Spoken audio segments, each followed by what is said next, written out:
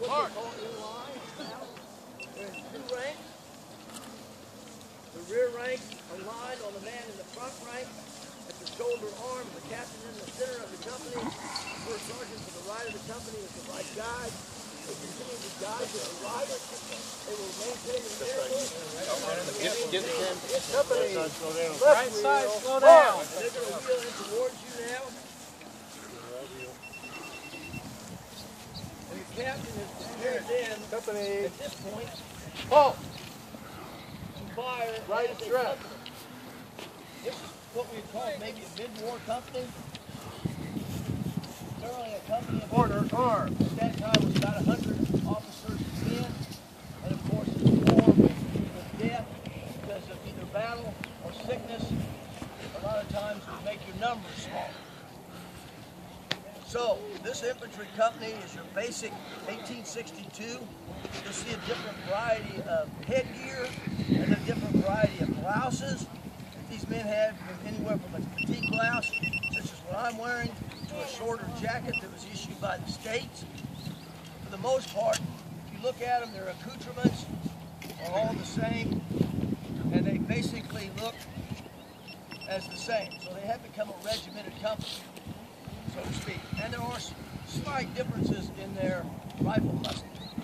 On their rifle muskets, they're still continuing to carry the triangular bayonet, and he'll fix the bayonet for you here, the captain will in a few moments. Triangle bayonet, or the socket bayonet, was actually a bayonet carried on their left hip in a scabbard that would affix to the weapon. And in the Civil War, that bayonet was still a very important weapon. It started to lose its fashion after the Civil War, but officers, for the most part, still realized that the bayonet is still a very effective weapon, especially against a defeated and demoralized enemy that you were facing. If you fix a bayonet and charged into a demoralized or a broken up foe, it was a very good weapon to kind of clean up the field, if you may.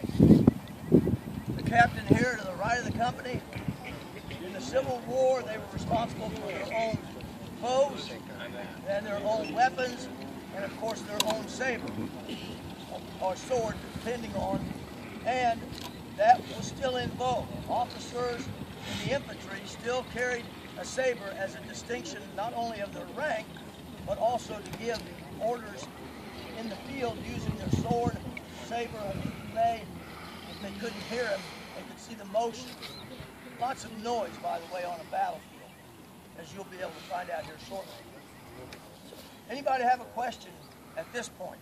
If not, I'll turn it over to the captain of the company, and then he'll be able to instruct his soldiers in their firing.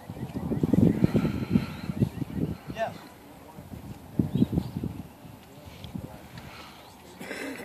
Yes, in some ways it did. Yep, it sure does.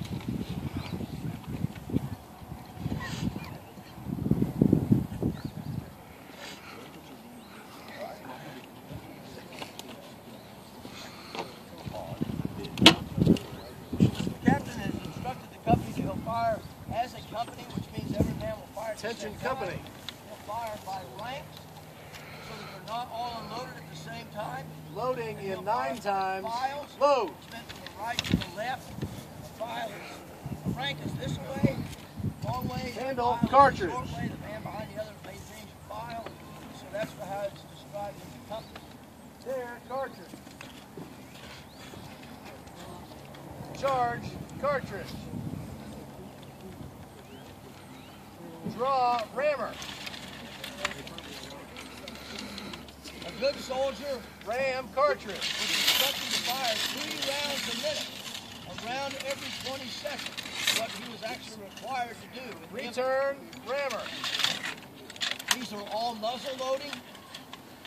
Every one of these loads from the top of the barrel, shoulder, arm. They're firing a lead projectile either in the 69 to a 58 facing caliber. By the rear rank. About face. Their percussion, which means that under the hammer is a cone with a cap, a percussion cap, mercury filamate, and a copper cap placed on the cone in order to fire the round. I'm going to go ahead and let the company discharge their firearms. Firing by company. Ready. Aim. Fire. Load. The rear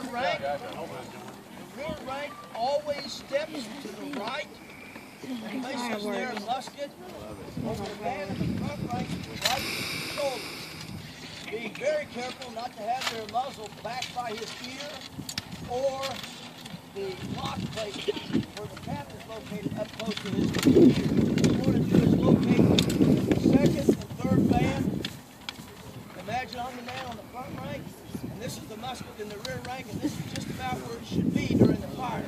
Firing by company. Watch as they do that. You'll notice the Rear rank. step Ready. Aim. Fire. Load.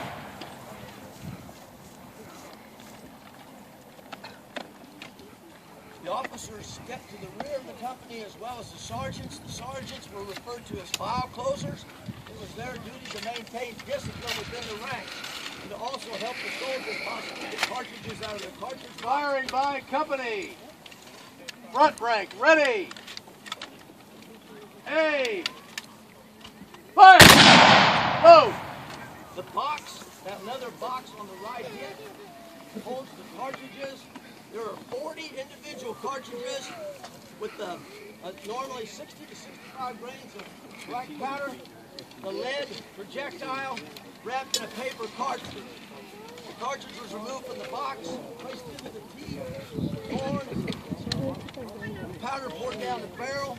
The ball, which has a little bit of beeswax on it, a lubricant so to speak, was placed on the top of the barrel. The rammer was drawn. The ball was drawn. It was placed into the bottom of the barrel on top of the powder.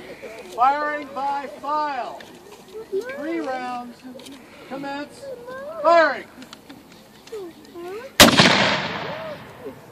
Fire. Fire. Aim. Fire.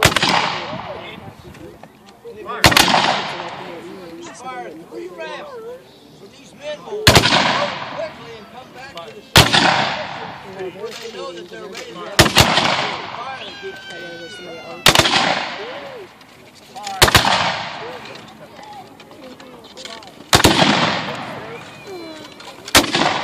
Toss those ready.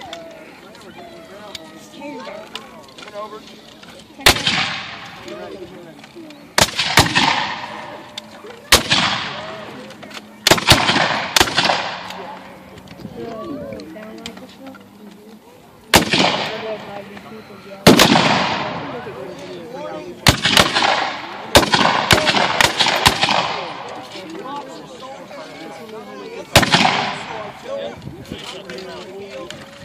There'll be lots of smoke. This powder will not smoke.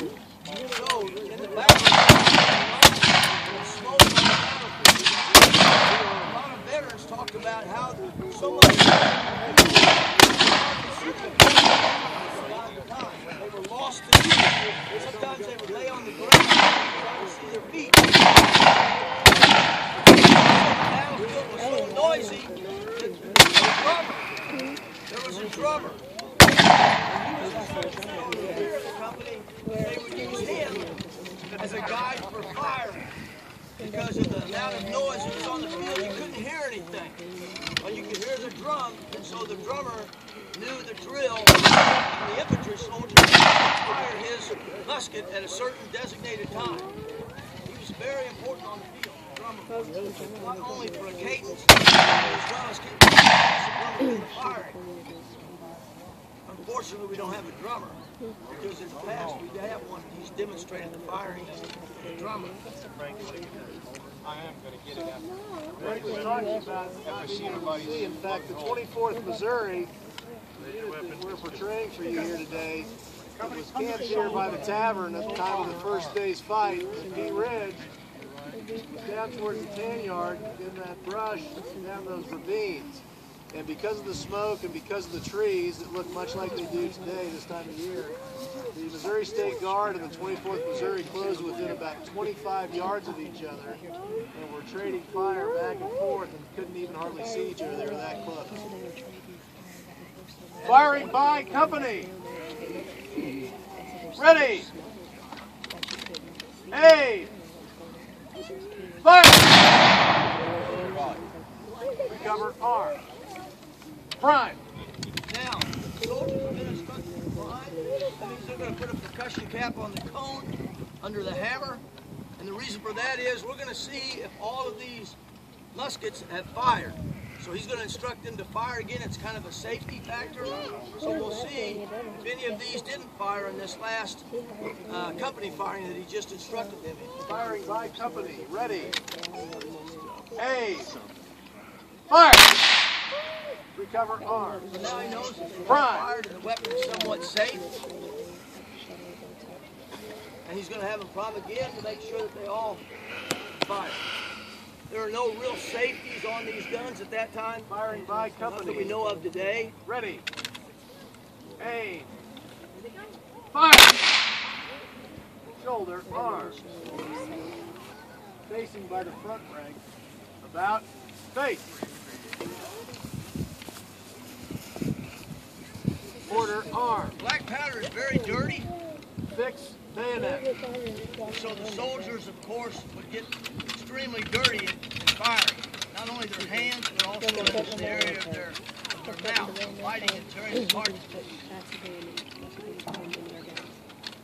Does anyone have any questions at all?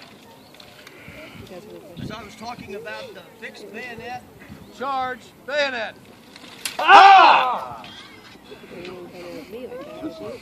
Shoulder, arm. Order, arm. In place, rest. by the end of the Civil War, the bayonet, although it was important, accounted for not very many casualties. It's reported that only about 5% of the casualties on the battlefield was created by the bayonet. So the bayonet wasn't used that much as a weapon. It was more of a utilitarian item in the camp. It was a good coffee grinder for grinding up beans. It was a good candle holder to remove a hot cup boiler from the fire. You could maybe use it for a variety of things. Push a hole in your belt possibly to make it smaller or larger. It's an awl and it has a variety of uses in the camp rather than being a weapon. Anyone have any questions about anything? Yes?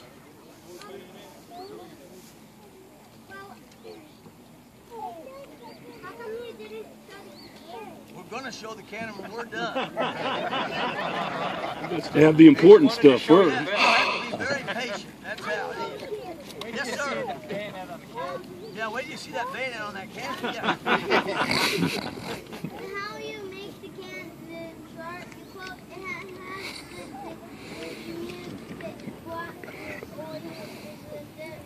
Not that he's preoccupied.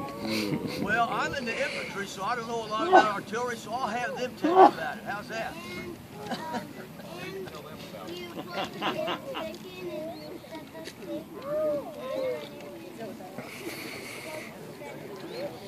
I think he's telling you how Yeah, to do it. I was going to say, are you in the artillery? Have you read Gibbon's manual? Artillery? He's a redneck. I know about those. Does anyone else have any? One thing I was going to point out to you, I don't know if the captain will do this or not, but when they return to camp, they will probably stack their arms, which means that they fix bayonets, and then they stack them, which would look like there's a triangle, so to speak, of muskets, and that maintains their color line, and that's kind of a way to store your musket. Well, they can always use practice. Attention company. Yeah, sorry. Stack arms. I've done that just to count. Now, if you notice the bayonets locked together, they'll form a triangle, or which, if you may, like a teepee, so to speak. And this is your color line. You never cross through the color line. You always go around it. There's also a place to hang your equipment, your cartridge box, your waist belt could also be hung up in the bayonet. The flag was laid across there, but it was always at the ready. So if the drummer, for a reason that you needed to take arms quickly, the drummer would be instructed to beat the long roll, whereupon all the men would form two ranks, just like they are right now, exactly where they're at. They never change. And then they were able to get to their weapons very quickly. They would unstack, and then they were ready to go. So this is kind of a way that they stored them at that time. If you notice, some of these muskets have rear sights. Some of them do not have rear sights. Some of them, again, are in 58 caliber, some in as large as 69. There were a variety, early in the war like this, there were a variety of weapons in each company. But as time progressed through the war, they got a little bit more regimented, so to speak, within the companies of issuing companies the same type of caliber, so it was easier to bring cartridges up during a battle. It made it a whole lot easier on the ordnance. One study done after the war of at least Union casualties, these are casualties incurred during battle, indicated that about 92% of wounds and deaths were caused by musket projectiles, bullets. About 7% of wounds and deaths were caused by artillery rounds, cannonballs, exploding case, canister. Only 0.7% of the wounds suffered in battle were caused by bayonets or sabers or swords or other edged weapons. So it gives you an idea of what the dangerous stuff was, and who was doing most of the killing was the infantry. It also makes you wonder what the other 0.3% of the wounds were, but they don't tell us. Anyone else have any questions? All right, very good. I think they're going to... Oh, I'm sorry. Yes? You can shoot at the end of the gun with the Can you shoot the gun with The the bayonet? bayonet? Can you still? A bayonet. No, can you fire with a bayonet? Very good question. Yes, you can. That bayonet is called either a triangle bayonet or a socket bayonet. Come up here. And if you look at how it's constructed, it goes around the barrel.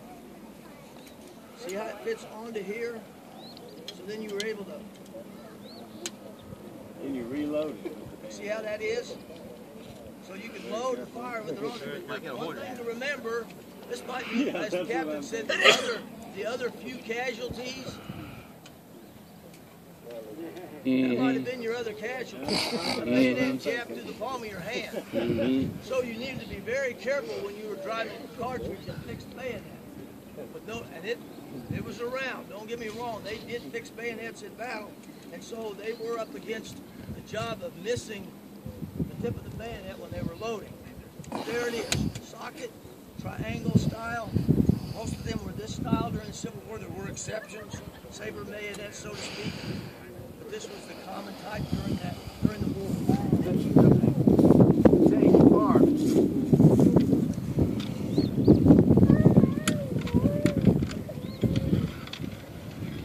These men spent hours a day drilling. The officers would take them out for hours and drill them on the evolutions of the company and the evolutions of the regiment and so on and so forth. And they spent hours on the field, and the reason for that was they wanted to make sure that they were well disciplined on the battlefield. They didn't want you to break and run.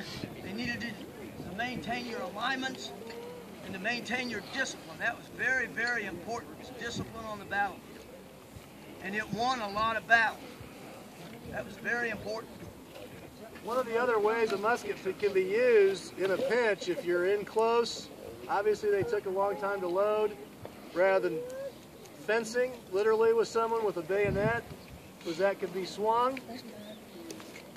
And that's a very solid, heavy wood stock with a piece of steel on it. And if you caught somebody under their jaw or on top of their head, that might have been what that 0.3% of the wounds were too. If there's no other questions, I'll let him march the company back. I thought it was solely at the hog Remember, range. you're more than welcome to come over and visit. I've been instructed by the captain to tell you that it's perfectly all right to come there, that those are not barriers to keep you out of there. That fence, come on over and visit if you'd like. Get a closer look at some of the stuff. To keep the soldiers in. Any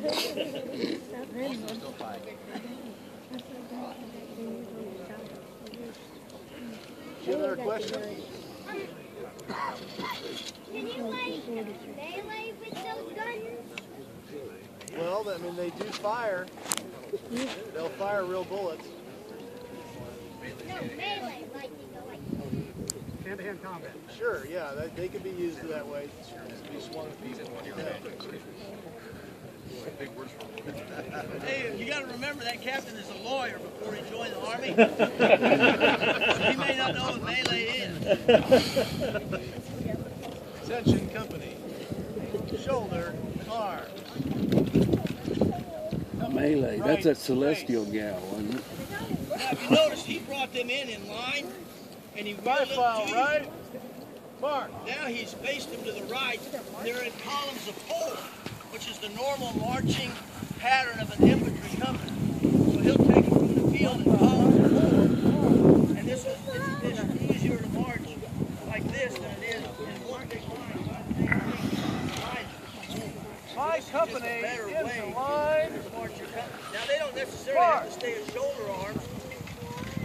They can go into what they just did right there, which is called right shoulder shift. But they also changed. They went from columns of 4 into line of battle.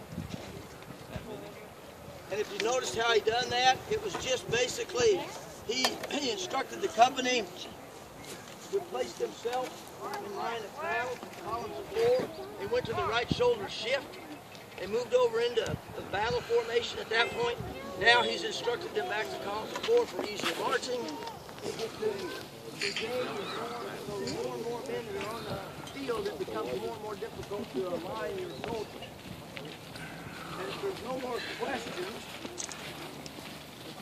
Remember melee. you know, that's a cool one. It was about $18 half dollars. And that was just a present given to me.